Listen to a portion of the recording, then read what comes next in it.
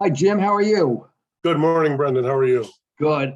I can't believe the last time we saw each other was in May, which seems like a lifetime ago as we get ready to knock on the doors of August. It's been a pretty interesting summer. We've had relatively good weather here in the Northeast, or at least here in Vermont. We've had a little bit of rain. It's been cool at night and warm in the day.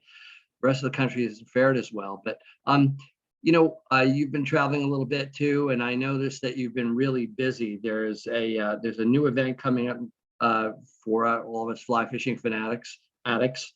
It's the AMFF, the Annual Museum of Fly Fishing Annual Fly Fishing Festival. I've attended this a number of times, and it's in close proximity to your offices there in Manchester. And it's a fun show. I mean, there's everybody there that you'd like to see: rods, reels, books, conservation, you name it. Tell us a little bit more about the Fly Fishing Festival. So this will be the 15th annual event held right on the grounds of the museum in Manchester. It's going to be a fun day of events all throughout the course of the event. It runs from 10 a.m. to 4 p.m. And then later in the evening, starting at 8 p.m., we're going to have, weather permitting, a wonderful array of fly fishing films. And we're going to show those. The runtime will be approximately an hour and a half. And we're certainly hoping that the weather holds out for that, because that's going to be a lot of fun. A lot. Now that's on the weekend, right? That's Saturday the 13th. Saturday the 13th. That's correct. Great. That should be a fun day. I always look forward to that. So, and now we're encouraging not only fly fishermen of every size, shape, color, age, sex. We kind of welcome everybody. We want more people to come under the fly fishing tent. But tell us a little bit more about what people will find going through the exhibits and that. I mean, I touched on it briefly, but. Of course. So some of the highlights of the event, starting at 11 o'clock, there's going to be a fly casting competition sponsored by Orvis. Of course, Orvis, the flagship store, is right next door to the museum grounds. So that's going to be a lot of fun. At noontime, there's going to be a duck carving demonstration by Stephen J. Sanford. And then, of course, at 1 o'clock in the afternoon, we're going to have the ribbon cutting for our new Joan and Lee Wolf exhibit at the museum. Yes, I heard about that. That's pretty Very cool. excited about that. I know that you contributed to this piece, but this is Atlantic Salmon Journal, current issue, with a picture of Joan on the front, and I see that some of the photo credits here are the museum's credit.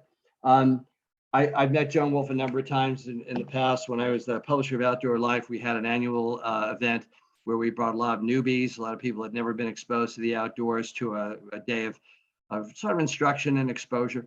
And she was the most patient, pleasant, lovely, nice woman I have ever met, and brought her yarn. The first time I saw that yarn teaching aid, no, I'm not ready for a knitting lesson here, but she made it work in a way that makes it so easy, so illustrative, that it was just great to see. She stayed for most of the day, was really nice to people who had a million questions, and could not have been more helpful and more interested to get people started in the sport. I can't think of a better description for Joan. You're spot on with all of them. She is an amazing person. And I dare say at the young age of 95, she is still a much better fly caster than the vast majority of anglers in this country. That includes, well, I'll speak for myself, that includes me. I guess my invitation to the Orvis fly fishing competition got lost in the mail, but anyway, our fly casting competition. You're more than welcome to participate. But look forward to seeing you there. What's interesting is that the Wolf name has a rich history in our sport. Lee Wolf was probably one of the seminal fly fishers and fly tyers of our time. I have here, we can see this. This is a Royal Wolf. This is trout size, bite size for trout. My fingers are probably bigger than the fly, but this is probably one of the great attractor flies. If I can get it in the camera here, the great attractor flies. There it is. Oh my goodness, look at that.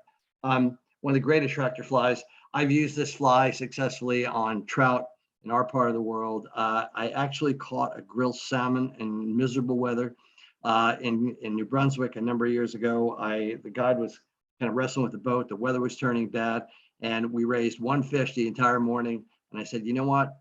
let's just go for it. Let's get the biggest attractive fly I have. I put a size 8 on, drifted it through a pool. Bang. It wasn't a big grills, but it was a grills. And it tells you how effective that fly is. Lee was such a student of the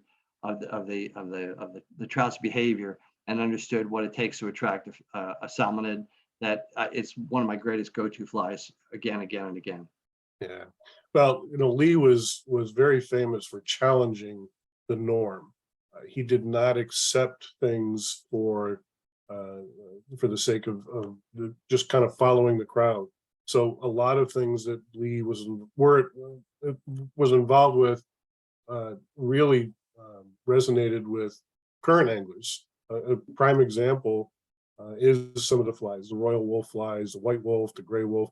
All of those are wonderful flies that are still in use today. Lee certainly encouraged tyers to modify as they saw fit. Lee did not stop his tying activities there. One of the most remarkable pieces, I think, in the exhibit is a number 28 size hook that Lee used to tie a midge.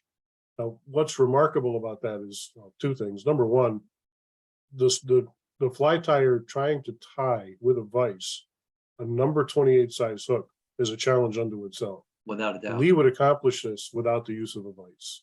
It's just I remarkable. don't know how you could do it. Size 28, just for reference, for if you're not familiar with this, everyone, size 28 is about the size of the date on a penny. That's the size of the hook. So for those of us that can barely see a 12, think about 28. Now, 28 indicates that the number runs in, or the size of the hook runs inversely to the number. So 28 is going to be really small. And anyone that can tie that without a vise and see it, and I don't know how old he was when he did that, but just to be able to do it at any age is a miracle. Lee was doing those or tying those flies during the time when he and Joan were running the fly fishing school near Lou Beach. So he was doing that well into his advanced age. Just remarkable. The eyesight, the dexterity, it's all remarkable. And I strongly encourage people to come to the exhibit and see the fly. We will provide a magnifying glass because it's certainly going to be helpful to see that. I'll bring one myself just in case. So what's new? What else is coming up at the museum? And we're trying to encourage more people to come out and understand kind of where we come from as fly fishermen, and encourage people to understand the conservation behind fly fishing, and really take an interest in encompassing getting your arms around the sport, encompassing your understanding, so that you can be part of this sport for the rest of your life. Well, and if you don't mind getting back to some of the events we're going to have, all play into that. So we have a number of gentlemen that are going to be on hand providing appraisals for Old Tackle. Bob Selb, Carmine Lasella, Fred Kretschmann are all going to be on hand to do that.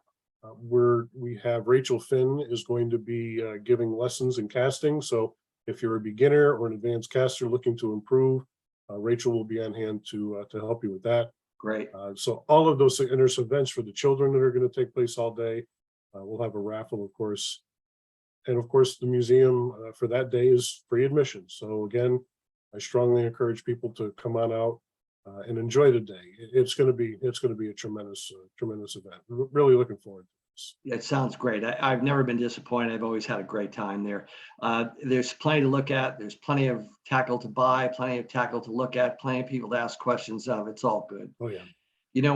Are you going to have any of your famous antique reels there? Or some are probably on display at the museum. But we actually opened a fairly new reel exhibit upstairs in the library.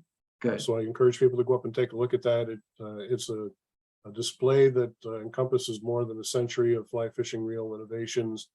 So of course, I would hope people would stop up and see that as well. Great. That's terrific. Well, this has been a pretty interesting couple of minutes we've spent together. There's a lot going on.